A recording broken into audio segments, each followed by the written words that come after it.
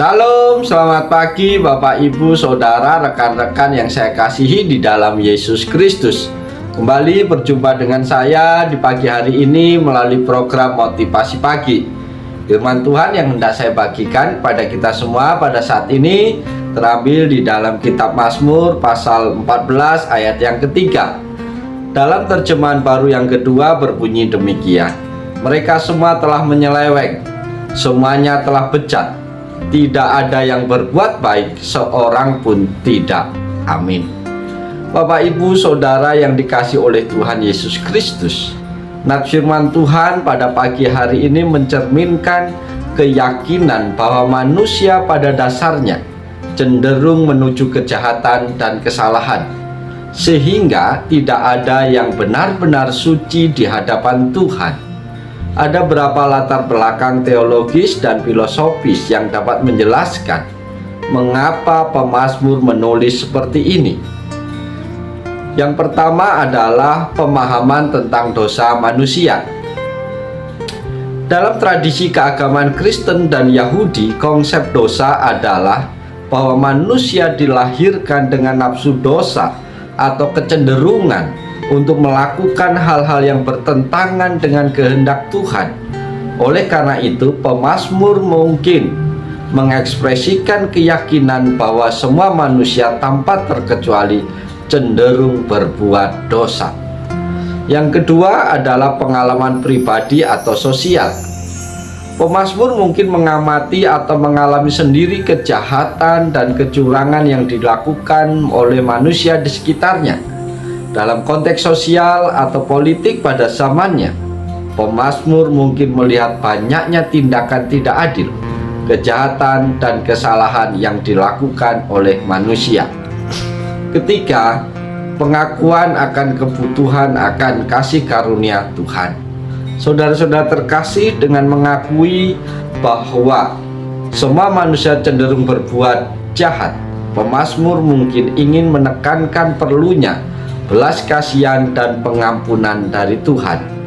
Dalam pemahaman ini, manusia tidak dapat menyelamatkan dirinya sendiri, tetapi membutuhkan intervensi Tuhan untuk mendamaikan hubungan mereka yang terputus dengan Tuhan.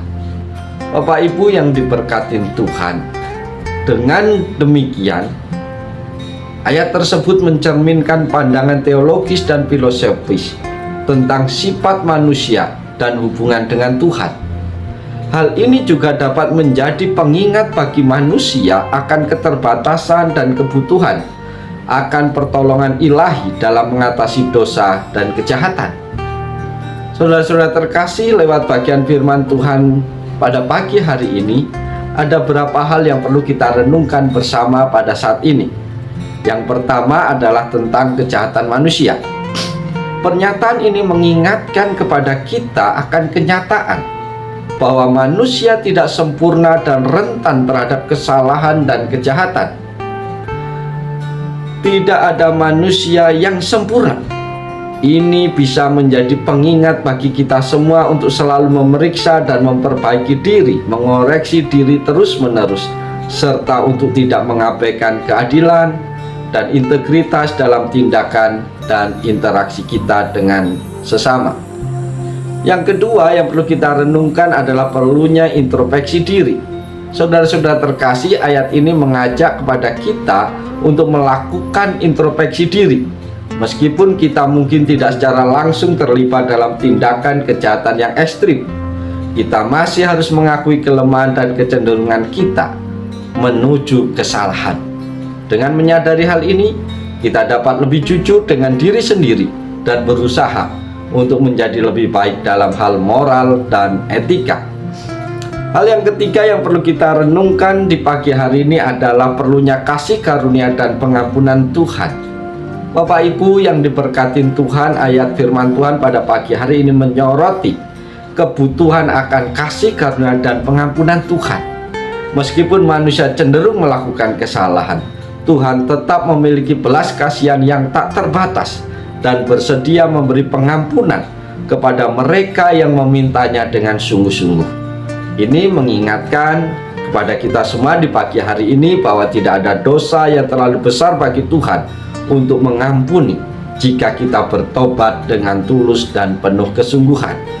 Karena itu dengan renungan di pagi hari ini kita dapat memperoleh wawasan yang lebih dalam tentang kondisi manusia, memperkuat keputusan moral kita, dan memperdalam hubungan kita dengan Tuhan, serta kerinduan untuk selalu introspeksi diri, sehingga hubungan kita, relasi kita dengan Tuhan senantiasa terjalin dengan baik, dan relasi kita dengan sesama juga berjalan dengan baik. Bapak Ibu yang dikasihi Tuhan, pagi hari ini kita bersama telah mendengarkan firman Tuhan. Mari kita jalani seluruh kehidupan kita sepanjang hari ini dengan tetap berhati-hati, dengan tetap waspada, jangan sampai jatuh di dalam dosa. Dan apabila kita jatuh dalam dosa, jangan tinggal di dalam dosa. Segera bangkit, mohon ampun di hadapan Tuhan, supaya Tuhan sucikan dan kuduskan kita, sehingga hidup kita boleh berkenan kembali di hadapan Tuhan. Oleh sebab itu, mari seluruh kehidupan kita sepanjang hari ini biarlah dipakai untuk memuji dan memuliakan Tuhan, dan hidup kita boleh menjadi berkat bagi banyak orang. Oleh sebab itu, selamat pagi, selamat beraktivitas. Tuhan Yesus senantiasa menolong dan memberkati Bapak Ibu Saudara semua. Haleluya. Amin.